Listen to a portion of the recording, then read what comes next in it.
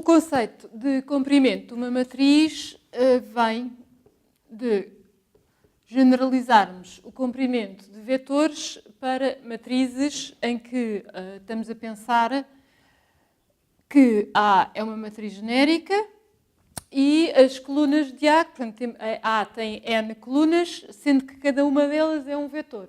Portanto, definimos o comprimento de uma matriz A como sendo a raiz quadrada, portanto, vamos ter uma raiz quadrada da soma, portanto, podemos escrever isto com as entradas, não é? Portanto, vamos fazer um somatório, digamos que I primeiro das M linhas, portanto, temos que somar I de 1 até M, temos que somar as J colunas, portanto, vamos somar J de 1 até N, de todas as entradas, e J da matriz.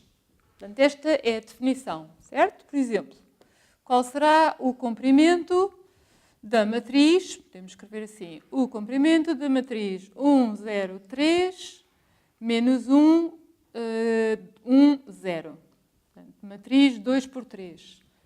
Portanto, o que temos que fazer é uma soma, por acaso aqui falta o quadrado, certo? Portanto, é a raiz quadrada do somatório dos quadrados das entradas. Portanto, isto há de ser a raiz quadrada de 1 ao quadrado, portanto, já não vou escrever 0 ao quadrado, 3 ao quadrado, mais menos 1 ao quadrado, mais 1 ao quadrado. Portanto, esta matriz tem o comprimento igual a 9 mais 1, 10, 11, 12. Portanto, raiz quadrada de 12. Podemos escrever 2 raiz de 3 se quisermos simplificar. 12 é 4 vezes 3 e, portanto, isto fica 2 raiz de 3. Pronto, o interesse de saber medir matrizes é mais saber distância entre matrizes. Portanto, dadas duas matrizes, A e B, ambas com o mesmo número de linhas e colunas, M, N, tem interesse saber qual é a distância entre as duas matrizes. Portanto, a distância entre matrizes é a norma, a distância entre A e B, será o comprimento da matriz A menos B. Certo? Portanto, é a norma de A menos B. Norma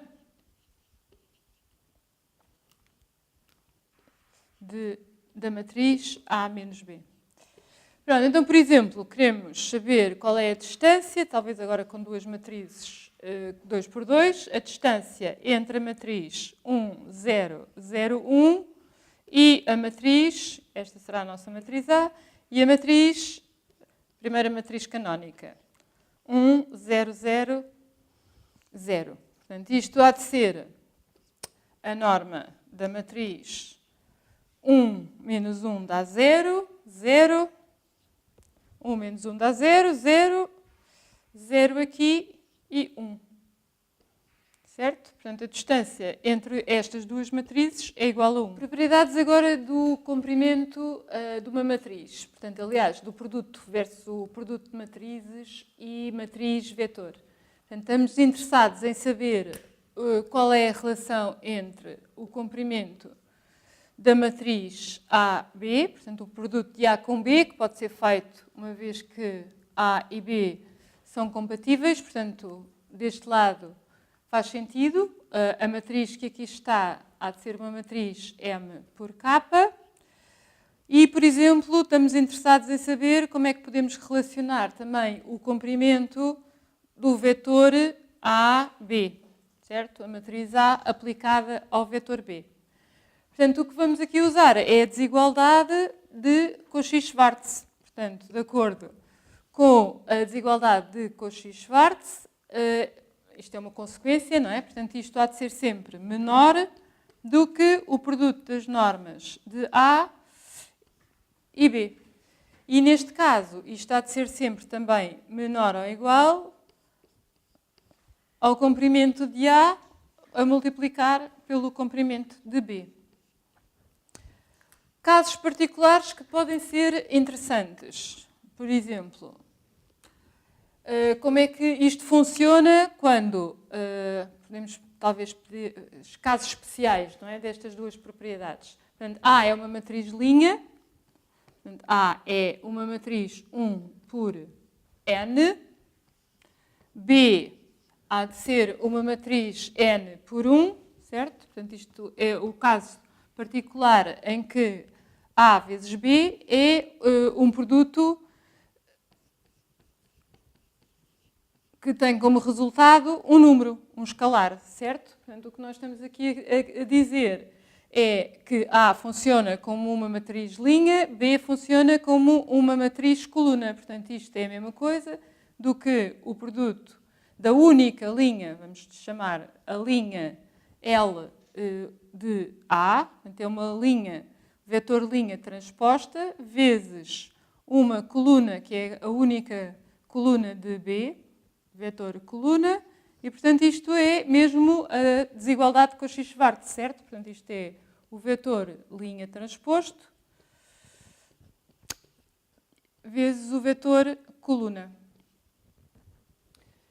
No caso muito particular, também queremos aproveitar esta desigualdade AB, em que vamos aplicar a multiplicação a A por um vetor canónico que nos dá o resultado coluna J de A, certo? Portanto, quando multiplicamos qualquer matriz M por N por um vetor canónico, isto dá exatamente a coluna, vamos chamar a coluna A, a coluna J da matriz A.